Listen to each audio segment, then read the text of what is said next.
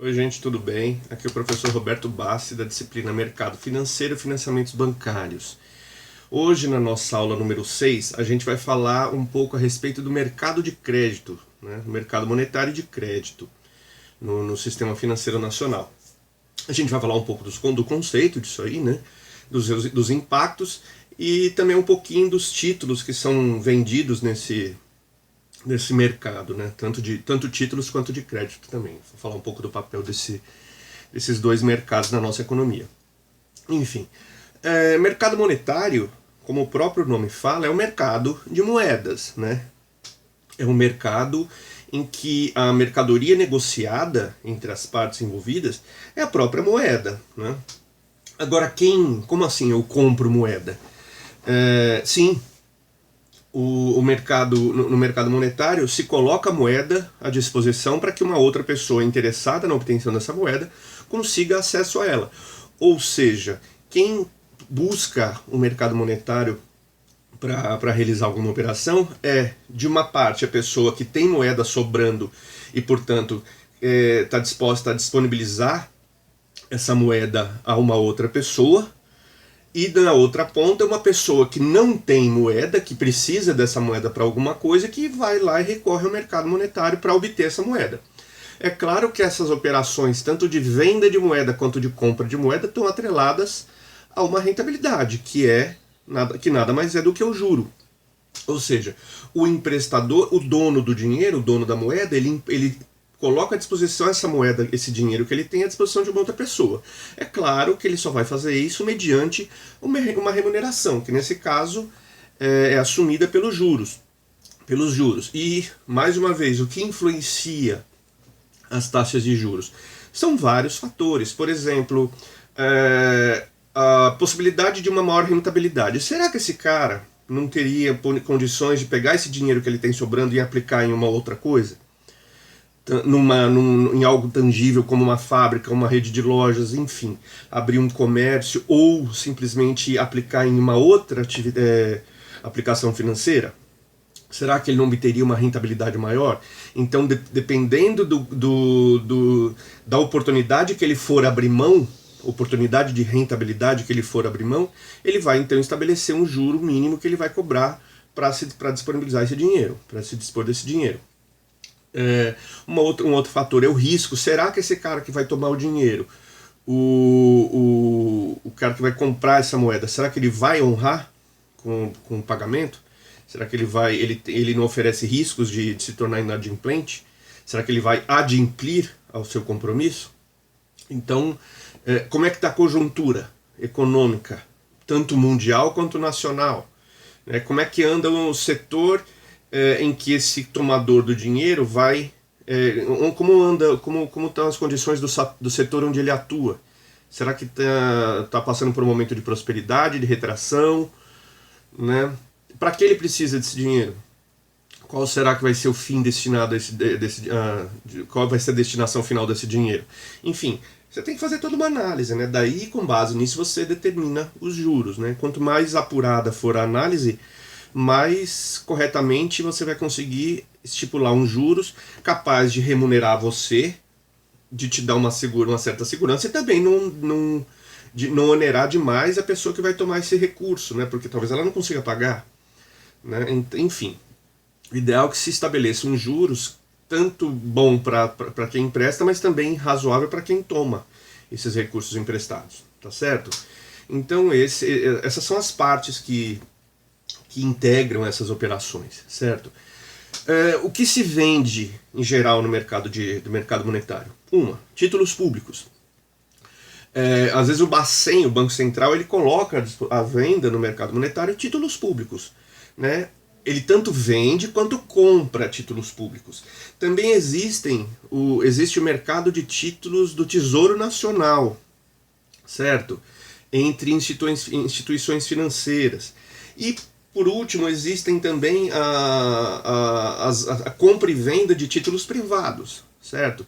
Um banco pode emitir um título, né? Assim como também empresas não financeiras, que não fazem parte do sistema financeiro nacional, também podem emitir alguns títulos, no caso debêntures ou ações, tá certo? Mas aí, no caso das ações, a gente já está falando de mercado de capitais, tá certo? Vamos pensar então nas debêntures só, como mercado monetário. Qual o impacto das operações realizadas no mercado monetário na economia? Bom, em primeiro lugar, vamos falar um pouco de história. No caso do Brasil, o primeiro banco criado oficialmente no Brasil foi o Banco do Brasil, na época ainda de Dom João VI, né, em 1808, e esse banco existiu até 1821, foi quando ele voltou para Portugal, 1820. Quando ele volta para Portugal, né, o Dom João VI esteve aqui no Brasil, fugido das tropas de Napoleão, das invasões napoleônicas, e durante esses 12 anos que ele permaneceu no Brasil, o banco funcionou. Enfim, ele fundou o Banco do Brasil, que funcionou principalmente às custas de emissão de moeda, uma emissão desenfreada de moeda. E quando ele volta para Portugal, ele esvaziou os cofres, todos, 100%. Ele pegou todo o dinheiro nos cofres e foi embora daqui. Deixou o banco totalmente quebrado. Anos depois, esse banco é recriado, né? Não é o mesmo banco, não é o Banco do Brasil que existe hoje, é um filho dele. Esse Banco do Brasil que existe hoje é um filho daquele banco do Dom João VI. Mas ele é recriado com outro nome, depois há uma junção de dois bancos e se cria então o atual Banco do Brasil, no século XIX.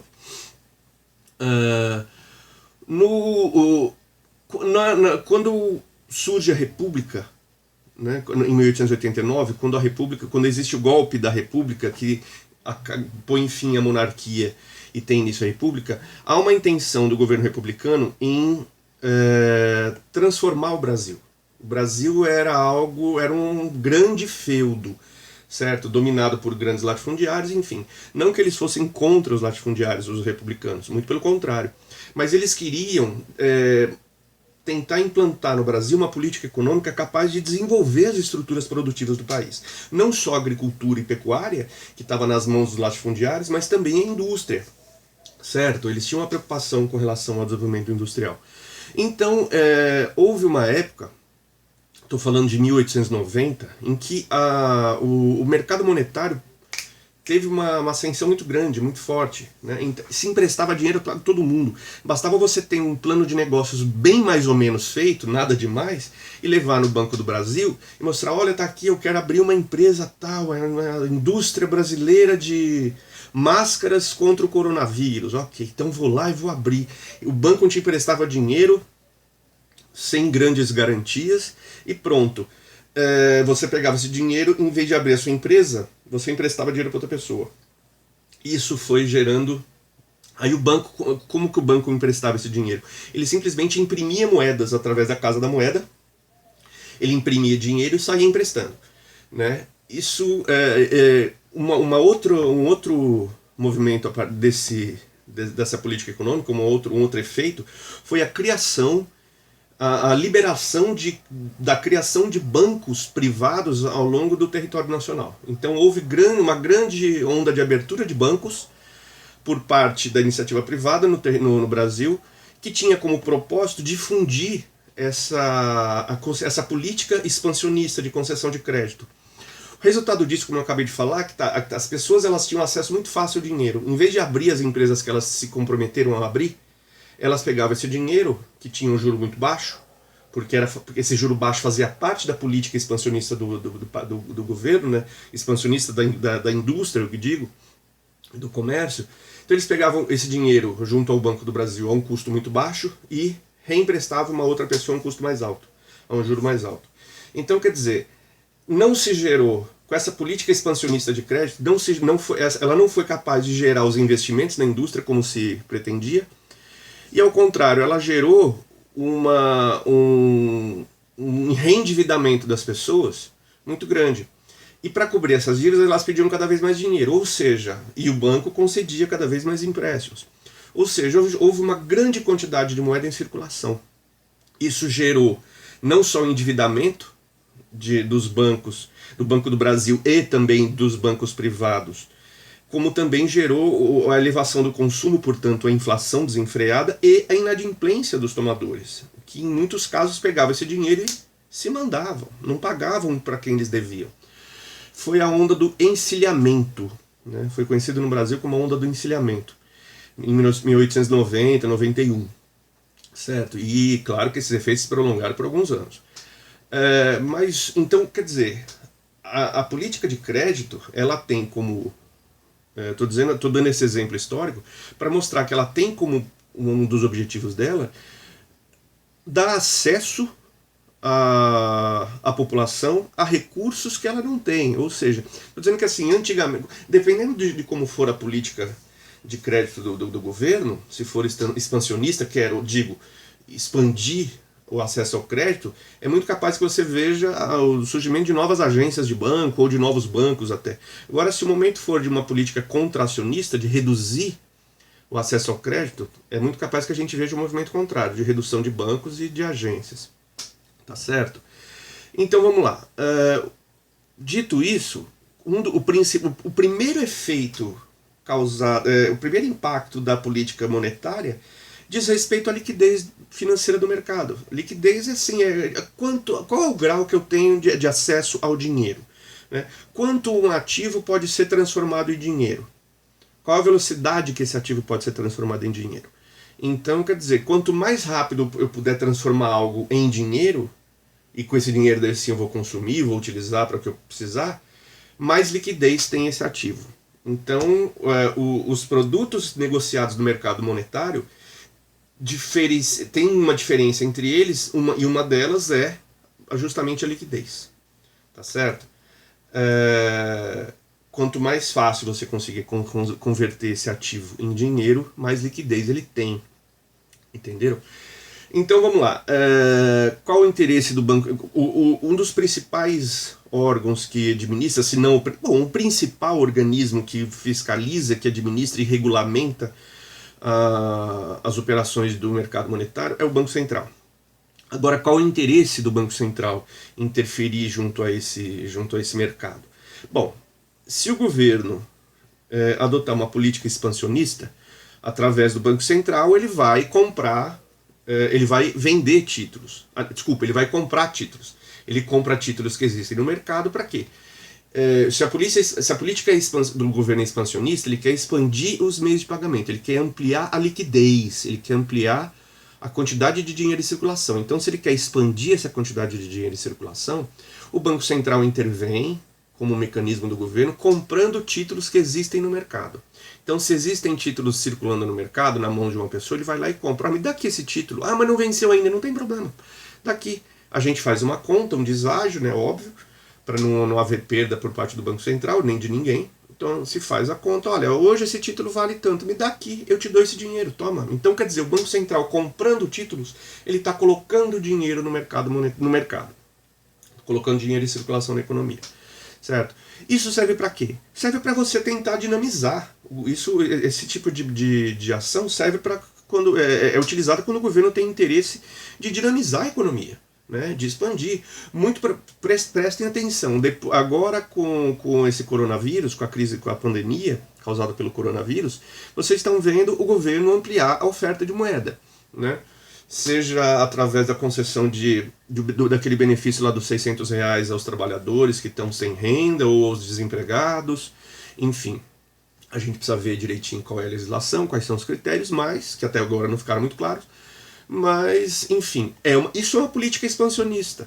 O governo está expandindo a base monetária para dinamizar as relações econômicas, né, a atividade econômica. Porque, embora muitas pessoas estejam em casa, justamente para que essas pessoas não percam seu emprego ou não deixem de consumir, não deixem de pagar suas contas, é que o governo está dando essa ajuda. Tá certo? Então, essa é um instrumento de política monetária expansionista, esses R$600. Uma outra é utilizar o Banco Central, só que essa dos R$600 ela está sendo tomada numa medida de emergência, numa situação emergencial. Em condições normais, você utiliza o Banco Central como um instrumento. Então ele vai lá, compra. Se o interesse é dinamizar um pouco a atividade econômica, o Banco Central entra, compra títulos e com isso ele coloca moedas em circulação. dinamizando, portanto, ele coloca dinheiro na mão do cara que estava com o título parado, né? Com o dinheiro na mão, esse cara vai às compras, tá certo? Então ele vai dinamizando aos poucos a economia. Ao contrário, quando o momento for de contração, o governo adota uma política contracionista, ou seja, ele quer tirar o dinheiro de circulação. Isso é muito comum em situações em que você nota que a inflação está aumentando, a inflação está crescendo. Então, para tentar fazer com que a inflação diminua, a gente tenta tirar dinheiro da economia. Para isso, o Banco Central intervém vendendo títulos, né? Olha, tá aqui, você está com dinheiro na mão sobrando, em vez de ir lá consumir, gastar esse teu dinheiro, compre meu título. Eu pago um juro razoável, acima da inflação aqui, ó, você vai ganhar no médio e longo prazo. Então a pessoa vai lá e compra o título do governo, quer dizer, ela deixou de consumir. Por que isso? Vocês lembram da tal da inflação de demanda? Quando eu tiro o dinheiro de circulação, eu diminuo as pressões da demanda sobre os preços. Se a demanda cai, os preços caem, tá certo? Então, adotando uma política monetária contracionista, eu consigo reduzir a quantidade de dinheiro em circulação e com isso eu diminuo os preços das mercadorias. Tá aí mais uma forma do Banco Central atuar. Outro interesse do Banco Central em atuar junto ao mercado monetário é justamente de se capitalizar, né? O Banco Central ele utiliza recursos próprios para financiar políticas do governo, para conceder empréstimo, enfim, para realizar um monte de políticas, de medidas governamentais, e para isso ele precisa de recursos. Então, às vezes, quando ele vê que os cofres estão vazios, ele precisa se capitalizar. Então, com isso, ele vende títulos, né? Ele emite títulos para tentar trazer dinheiro, e com esse dinheiro ele faz caixa, tá certo? Vamos falar um pouco agora, mais especificamente, dos títulos públicos e privados. Os títulos públicos são basicamente notas do Tesouro Nacional, letras do Tesouro Nacional e letras financeiras do Tesouro, né? A NTN, nota do Tesouro Nacional, LTN, letra do Tesouro Nacional, e letra financeira do Tesouro, a LFT, né? Já os títulos privados, nos títulos privados você tem basicamente o CDB, o CDI e as debêntures. Vamos falar um pouquinho de cada uma delas. Nota do Tesouro Nacional. A rentabilidade desse título ela é indexada à inflação, né? Então se pega a inflação, quanto foi? Ah, tá aqui. A inflação foi essa no período anterior. A essa inflação eu vou acrescentar um percentual de juros. Esses juros dependem muito da situação econômica, da conjuntura econômica do período, né? Ele pode subir ou pode cair. E a partir da emissão das notas do Tesouro Nacional, o governo ele vai financiar o déficit orçamentário. Ou seja, com esse dinheiro ele paga, vamos dizer, os recursos obtidos através das vendas das notas do Tesouro Nacional, ele compõe o orçamento dele. O governo coloca lá o dinheiro na conta e com esse dinheiro ele vai financiar as obras públicas, o gasto público, a folha de pagamento do funcionalismo público e aí vai. As letras do Tesouro Nacional, elas são pré-fixadas, né? Nota a diferença. A nota do Tesouro Nacional ela pega a inflação do mês anterior e sobre essa inflação ela acrescenta mais uma taxa de juros e aí vai. Tá certo? Ou seja, a remuneração desse título ela varia, certo? Ela não é fixa. Já a letra do Tesouro Nacional, ela sim, ela é fixa. Se estabelece uma taxa de juros, né? Claro, é óbvio que se considera uma média inflacionária, mas se estabelece previamente uma taxa de juros e a partir daí, olha, esse título vale por um ano, ok, eu vou te remunerar a 1% ao mês durante um ano. A vantagem disso é que o especulador, que é aquele cara que comprou o título, ele sabe muito bem quanto ele vai ganhar no final do período. Tá certo? É óbvio que ele torce para que a inflação seja a menor possível. Ele fica na torcida. Mas pode acontecer de haver alguma surpresa, né, e acontecer da inflação subir, daí ele perdeu, infelizmente. Querendo ou não, o mercado monetário também faz parte do mercado financeiro, é uma aposta. Então, quer dizer, você pode ganhar como você pode perder. A letra financeira do Tesouro ela é pós-fixada, né? assim como a nota do Tesouro Nacional, e é o indicador que ela usa para base para e assim como a nota do Tesouro Nacional, ela usa a inflação do período e acrescenta uma taxa de juros, tá certo? A única diferença da letra da financeira do Tesouro e a nota do Tesouro Nacional é que lá se usa o IPC, ou outro índice. Aqui se usa a Selic. A letra financeira do Tesouro utiliza a Selic como base de cálculo para os juros, tá certo? A finalidade disso aqui é financiar os déficits orçamentários, né? Quanto que se deve, qual é o saldo negativo do governo. Então vamos lá, tá devendo, então vamos emitir letras para tentar cobrir esse rombo, tá certo? Uma é utilizada para custear as políticas públicas. Essa aqui é utilizada para financiar o rombo da dívida pública, do déficit público, tá certo? Então esses são basicamente os títulos do governo, os títulos públicos. Já os títulos privados, vamos lá, o CDB, Certificado de Depósito Bancário. Ele é emitido pelas instituições financeiras que visam captar recursos, né? Elas têm como interesse trazer recursos para dentro, então elas emitem CDBs, certo? Sempre remunerados a uma taxa de juros. A vantagem do CDB é que ela é garantida pelo Fundo Garantidor de Crédito, pelo FGC. Ou seja, você praticamente não tem risco de inadimplência, não tem risco do banco quebrar e não te pagar. É claro, existe um teto. Eu não vou comprar 500 milhões, né, 1 bilhão de reais em CDB. O governo não vai o Fundo Garantidor de Crédito não vai me garantir isso aí, né? Existe um teto que varia de tempos em tempos, isso é pré-definido, mas vale esse valor tem um período, depois se repensa, se reavalia isso aí para se estabelecer um novo teto. Mas em condições normais, vamos lá, eu vou investir 1 milhão, vou investir 100 mil, 20 mil, sei lá o que, o fundo garantidor me garante isso aí, ou seja, o risco da minha operação é baixo. Se o risco é baixo, a remuneração também é baixa. Então os juros embutidos nos CDBs não são muito altos, tá certo? Eu vou pular o CDI e vou para debêntures. Não, vamos lá, vamos para o CDI, vamos fazer direito. Os CDIs, que são certificados de depósito interbancários, são títulos negociados entre os bancos, tá certo? Como é que funciona? Não que sejam títulos negociados entre os bancos. A taxa do CDI é estabelecida de acordo com as operações realizadas entre os bancos, varia de acordo com as relações e com as operações interbancárias, e essa taxa ela procura regular a média vamos dizer, a taxa do CDI, que é determinada pelas operações interbancárias, ela serve como base para regular as taxas, para estabelecer as taxas das operações de rendimento fixo, certo? Ou seja, não é um título que você compra, ela está mais relacionada à taxa que você atribui a uma operação de crédito.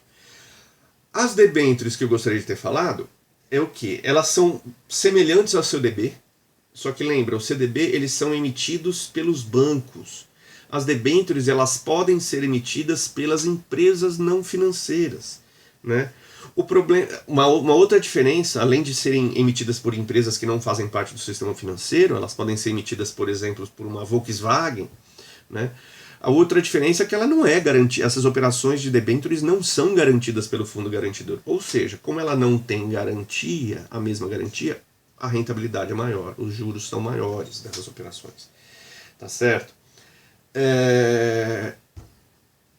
Vamos falar um pouco do mercado de crédito. A gente está falando do mercado monetário até agora há pouco, mas e o mercado de crédito? Eles andam muito parelhos, eles andam muito juntos, né? Porque afinal de contas, quando você recorre ao mercado de crédito, você está recorrendo a esse mercado para quê? Para obter dinheiro, para obter moeda. Então eles são muito... A sintonia entre os dois é muito ampla, é muito próxima, né? Nele, então no mercado, assim como no mercado monetário se realizam operações de compra e venda de moeda, no mercado de crédito se realizam as operações de compra e venda de oferta e demanda de crédito. O que é o crédito? O crédito é você me permitir fazer uma aquisição, comprar alguma coisa, ou obter um dinheiro que eu não tenho, né? Vamos lá. O mercado de crédito, pensar em bens tangíveis, você permite então que eu adquira um bem, uma mercadoria, com dinheiro, baseado na promessa de que eu vou te pagar, porque eu não tenho dinheiro para comprar isso ainda. Então você me concede crédito, né? Como pode ser isso? Através de fatura, de cartão de crédito, enfim, nota promissória. Os meios de concessão do crédito são vários. Cheque especial, né? Ou então você me fornece o dinheiro que eu não tenho para ir lá comprar essa mercadoria. Aí sim a gente está falando de bancos, né, de instituições financeiras. Se eu busco o dinheiro, eu vou nas instituições financeiras. Se eu busco o crédito simplesmente para a compra da mercadoria, eu posso ir em qualquer empresa, certo? De qualquer forma, essas operações elas estão vinculadas a taxas de juros, sempre pensando que depende da conjuntura, né, econômica, depende do risco de operação, depende da oportunidade que a empresa emprestadora poderia ter de utilizar esses recursos numa outra operação, enfim, né? O prazo também influencia na questão das taxas de juros, o valor que você vai pedir de empréstimo, né? Dependendo do montante, se for muito alto, poxa, pera lá, se o cara... Imagina só, eu peço uma fortuna de crédito, se o emprestador pode pensar, mas se esse cara não me pagar, eu quebro, então quer dizer, o juro vai lá para cima, certo? É uma série de fatores, isso tudo influencia no mercado de crédito. E o que o mercado de crédito influencia, por sua vez, né? A gente falou agora daquilo que influencia nas operações de mercado de crédito. Agora vamos falar onde o mercado de crédito influencia, né? É o próximo passo. Primeiro, no consumo, né? Em primeiro momento, no consumo, porque a partir do momento que se concede... De novo, se houver uma política expansionista do crédito, há um aumento do consumo. Se houver uma retração na política de crédito, há uma retração do consumo, uma queda nos níveis de consumo. Dependendo do consumo, por exemplo, hoje, né, a gente vivendo em quarentena, nós somos obrigados a ficar em casa, pelo menos quem tem bom senso está ficando. Com isso a gente está deixando de consumir, porque a gente deixa de sair às ruas e o nosso nível de consumo cai.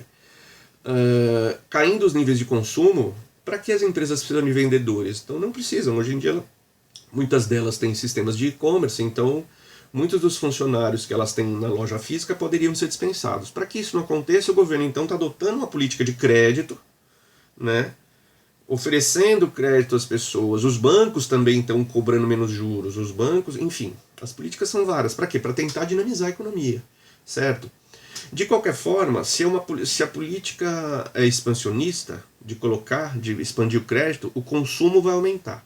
Aumentando o consumo, a lógica deveria ser: se aumenta o consumo, os produtores poderiam aumentar os investimentos na produção. Eles poderiam então ampliar suas fábricas, ampliar sua rede de lojas, tá certo? Em tese, tá certo? Por que eu digo em tese? Porque se vocês forem lembrar lá das primeiras aulas, eu devo ter comentado a respeito do ímpeto do produtor. Quando ele vê o consumo subir, ou seja, a demanda, os preços sobem, certo? Se os preços sobem, se a demanda está sustentada, ela está estabilizada, não há uma grande tendência de queda, ele pode até investir no aumento da produção, ele pode ampliar a fábrica dele, se ele perceber que, olha, isso aqui é para ficar, esse aumento da demanda veio para ficar, não vai cair, então eu vou sim aumentar minha fábrica, ampliar minha fábrica. Mas se ele tiver alguma dúvida, ele fala, não vou ampliar fábrica nenhuma, eu simplesmente vou aumentar meus preços, porque se a demanda subiu, ele aumenta os preços, mantém-se a oferta, mas ele fica confortável para aumentar os preços deles, então os preços das mercadorias que ele vende. Então isso é preciso tomar muito cuidado com isso, com essas afirmações. Aumentou o consumo, vai aumentar o investimento. Nem sempre, tá certo? De qualquer forma, o ideal é que se aumente, graças ao aumento do consumo, o ideal seria que aumentassem sim os investimentos. Principalmente os investimentos na produção, que são aqueles que de fato geram emprego, né? Os investimentos nas fábricas, nas lojas, né? Que geram empregos. Em momentos, pode existir esse aumento, esse investimento na produção, mas também pode existir um aumento na especulação, certo? Pessoas com mais dinheiro podem, poxa, eu não estou confortável, eu não sei se esse aumento da demanda veio para ficar, se é um negócio estável, de longo prazo. Então eu não vou investir na ampliação da minha empresa, eu vou pegar o dinheiro que veio do aumento dos preços das mercadorias que eu vendo, eu vou pegar esse lucro que eu tive maior do que eu tenho normalmente, e parte disso eu vou colocar no mercado financeiro. Eu vou comprar ações, vou comprar dólares, vou comprar CDBs, NTNs, enfim, vou comprar o que for, o que me der uma rentabilidade razoável, certo? Então precisa haver esse cuidado, a gente precisa tomar esse cuidado. Vamos falar dos níveis de investimento na produção. Então, se aumentarem os níveis de investimento na produção, graças a uma política de crédito expansionista, consequentemente vão aumentar os níveis de emprego, né? A parcela da população ativa empregada vai aumentar, né? Então, quer dizer, aumenta os níveis de emprego. Aumentando os níveis de emprego, claro que você está pagando mais salários, ou seja, a renda, toda a riqueza produzida pelas atividades econômicas está sendo distribuída numa quantidade de população maior. Ou seja, está havendo uma melhor distribuição da renda, certo? E por aí vai, gente. Os efeitos são vários. A gente ficaria debatendo aqui horas e horas e horas. Ah, mas e se aquilo, e se esse aquilo, não sei o quê. Enfim, as possibilidades são infinitas. Essa é a magia da economia, né? Do estudo da economia. Eu vou enviar esses slides para vocês. Vou elaborar algumas questões aqui para que vocês respondam ao final da videoaula. E, como de costume, vocês me mandam, depois vocês me entregam quando a gente retornar às aulas presenciais. Tá certo? Essa é a nossa sexta aula de hoje, quinta-feira. E fiquem bem, se cuidem. Estou por aqui. Um abraço, fiquem em casa.